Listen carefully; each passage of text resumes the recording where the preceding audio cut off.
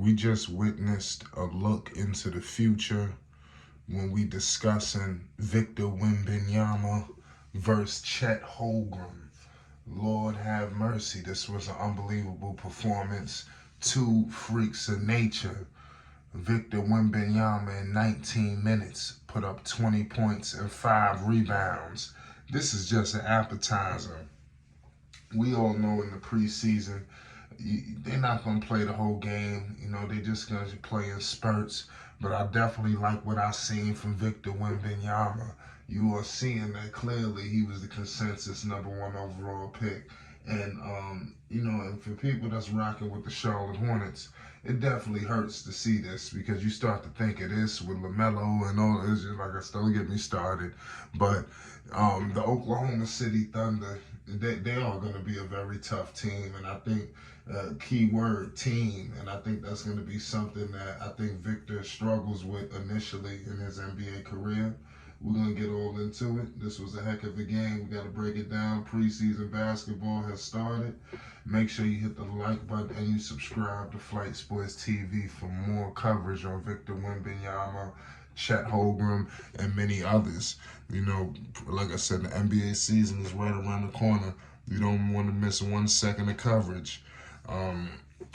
Listen, the San Antonio Spurs, they got a nice little squad that they trotting out this year. You got Trey Jones, you got Devin Vassell, you got Brownman, you got Seti Osman out there.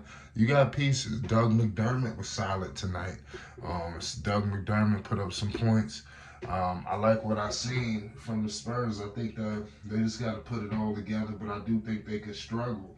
And when you're looking at Chet, Chet was phenomenal tonight as well. I know that a lot of people are already ready to crown other players, but Chet, if you look at his stat line, heck, he had more points and more rebounds in less time. Chet Holmgren only played 16 minutes, and he had 9 rebounds and 21 points.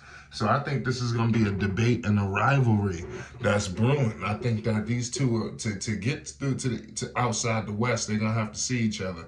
And I think that this is going to be the future.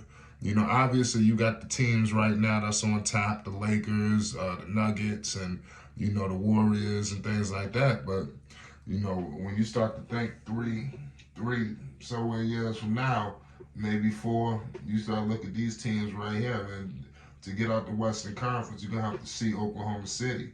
You're going to have to see San Antonio because they're building the foundation of building blocks. A lot with San Antonio was him staying healthy. Because if something don't go wrong, all bets are off.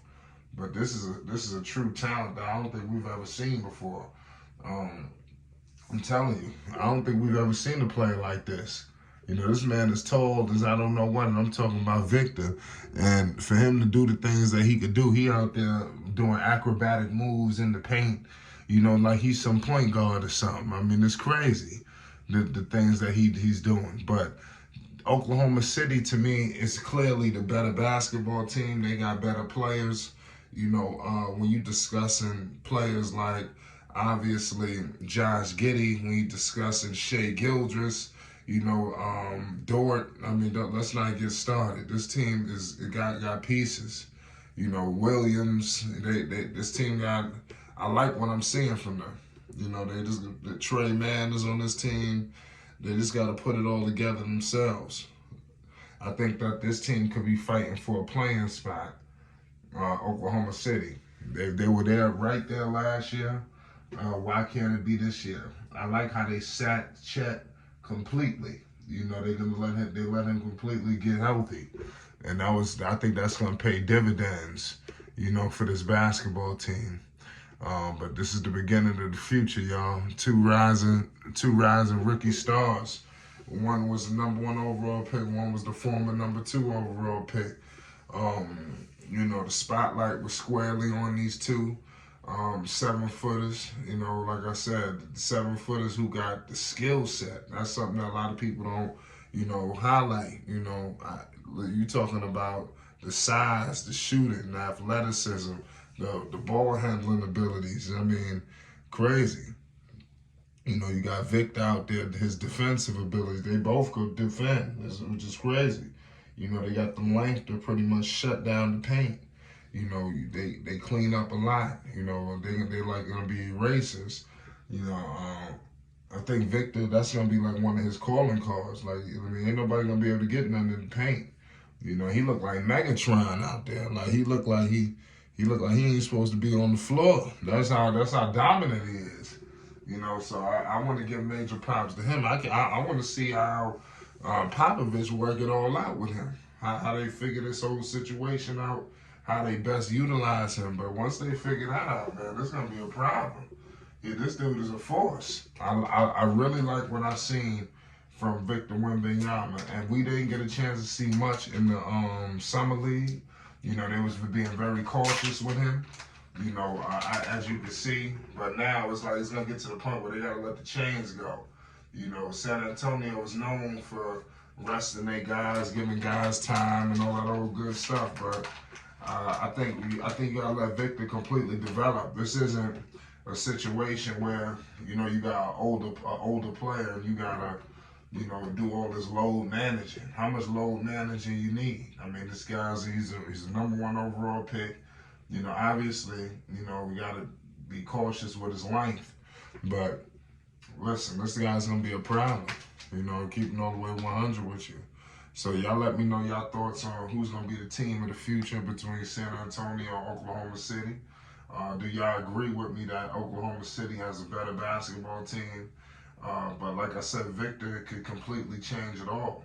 So we don't know. We don't know just yet. But Victor, they both got to get in the weight room. You know, that goes for Chet as well. Both of them clearly got everything, but they need to get a little stronger. I think that's the next step. I think these two are going to be battling out for Rookie of the Year. This is clearly going to be the Rookie of the Year race.